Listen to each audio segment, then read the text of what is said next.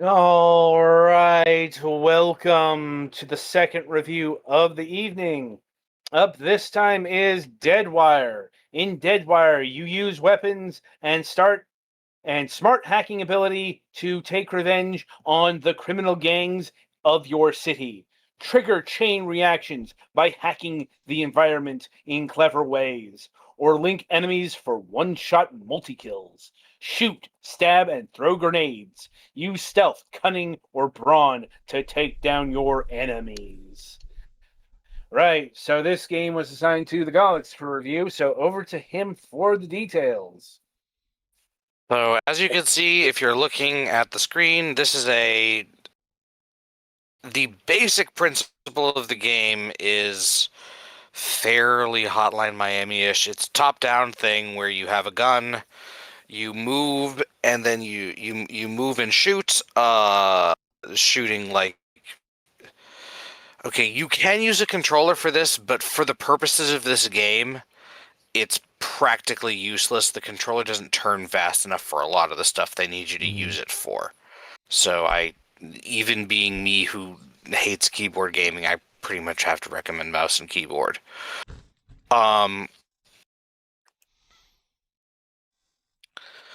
So yeah, as far as that goes, that's fine. The problem is that I have with it is the gimmick that they are trying to sell with the hacking thing. So here's how the hacking works. You can at any time right-click or left trigger to enter hacking mode. While in hacking mode, you either click or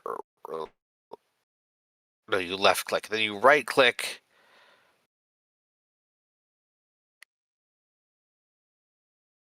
No, you right click to enter, then you left click on two different objects to link them with your thing.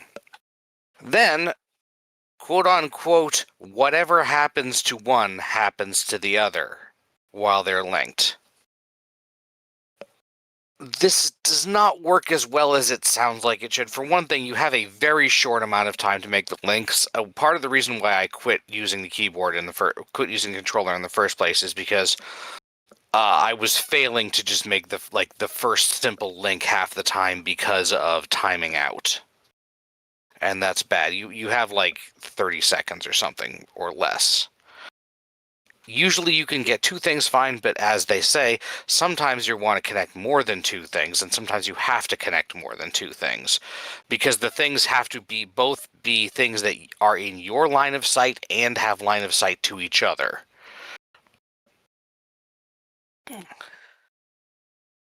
And so the basic things you get are like power sources, which are usually called generators, I think, appliances and stuff, guys, and then things like vehicles and things, and hazards like lasers. So usually what you have to do to open any door or activate any trap is connect that door or trap to something else and then shoot that something else. There are limited numbers of things that other thing can be. For example, even though if you have a shotgun, you can't shoot a Roomba, the only way to destroy the Roomba is by like connecting the Roomba to a guy and shooting the guy. You can connect a guy to a door and open the door that way, and you can connect a guy to another guy and kill two guys that way, but you cannot connect a door to a radio and shoot the radio to open the door, or shoot the door to turn on the radio. Some of the links are one directional, and it's not always clear or intuitive which ones are and aren't. You have 2 hits. Enemies have 1 or 2 hits, generally, at least in the early game. Although you can also do things like rig an explosive barrel or a car to run them over.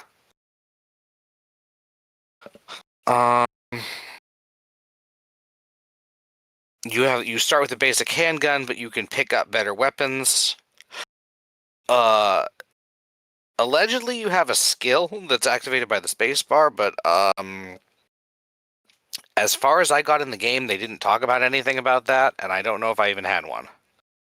I may have just not gotten that far because I only got about 10 or so levels into this game, and I think it has like 60.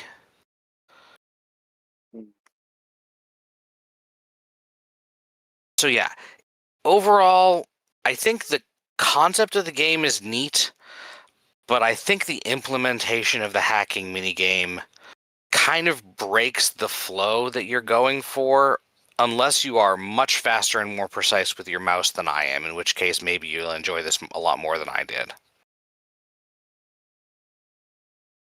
Also, you have at the beginning of each mission, you get some dialogue between you and your mission control person.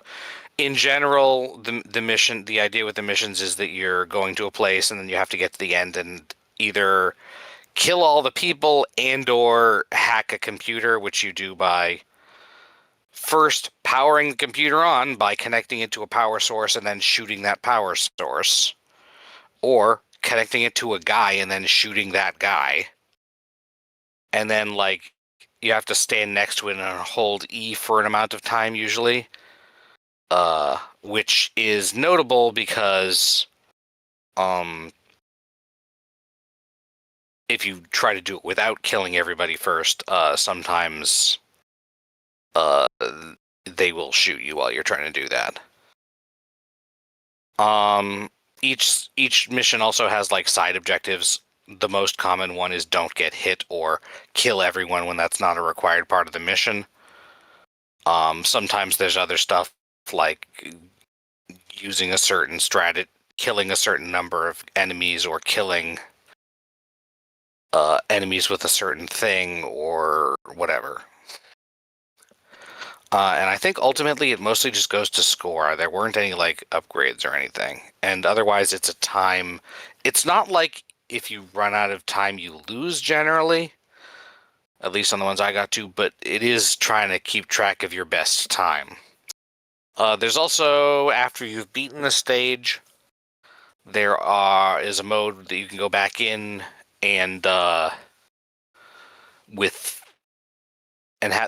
a chance of enemies dropping more weapons than or different weapons, which potentially could make it more fun.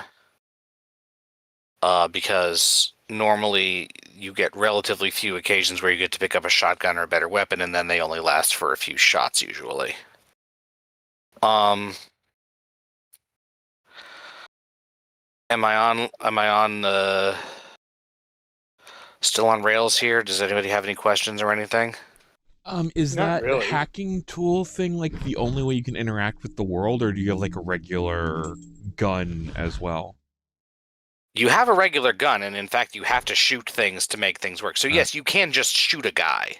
so technically, you could go throughout this like Hotline Miami style and just go crazy shooting people, or is it the Up hacking until gun you still get into a room required? where there's a door you have to open, and there's a guy in that room, Mm. and there's no power sources, so the only way to open the door is by hacking the guy to the door and then shooting them. Mm. Also, your guns and the enemy sights have pretty limited ranges, and I believe the hacking signal also has a limited range. Out of those, only the enemy vision cones are, like, really obvious. And frankly, even then, enemies can sometimes hear things that they could not see. Mm. So, could be better. You got any questions, Adam, or anything else, Betty? I'm good. Nope. Also, the music is by default kind of loud, which I get is probably what you're going for if you like this kind of game. But yeah. That is probably most of it. What is the price that they are asking for this? $15. Based on the amount of stuff and replay value in the game, that doesn't seem unfair for the amount of content, but be aware of, like, is there a demo? No. Let me see. No. If there is a demo, it's not on Steam. Okay. Yeah, there's not a demo. I would want to try the game feel before I committed $15 to this. Have you played personally? Hotline Miami? Not recently. Okay. Well, I didn't know if you It's could like compare the feel to that versus Hotline Miami.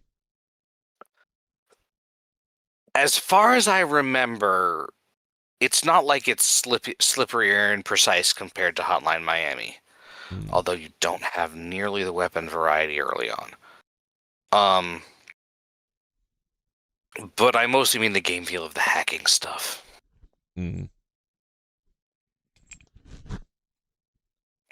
Because that really turned me off, frankly, and it's kind of like the thing the game is going for, so that's not great. Like, it's not great if you say this game is pretty serviceable, fun game, except for like the main thing it's trying to do to be different than other games. Still, overall, I do think it's pretty good. I like I said, content-wise, $15 seems fine. It just don't go in expecting to just be able to shoot. Like, you have to. There is a like restart the stage button, and it's possible to have to use that if you like need to open up a door and there's nothing left that you can kite over to that area to open it, and there are no fixed power points. Oh, there aren't, like, if there's like a required dude to open the door, they don't have like infinite respawning armless moves. There is no respawning anything. All right. Aside from by resetting the level.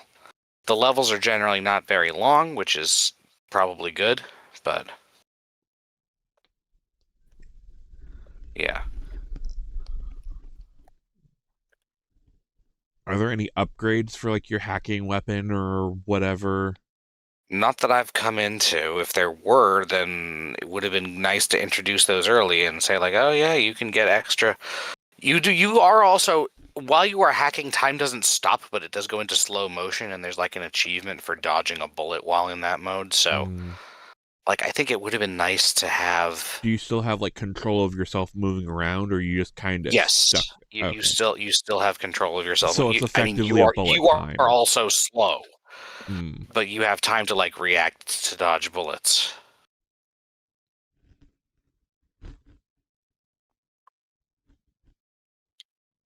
So yeah, overall, I think it's generally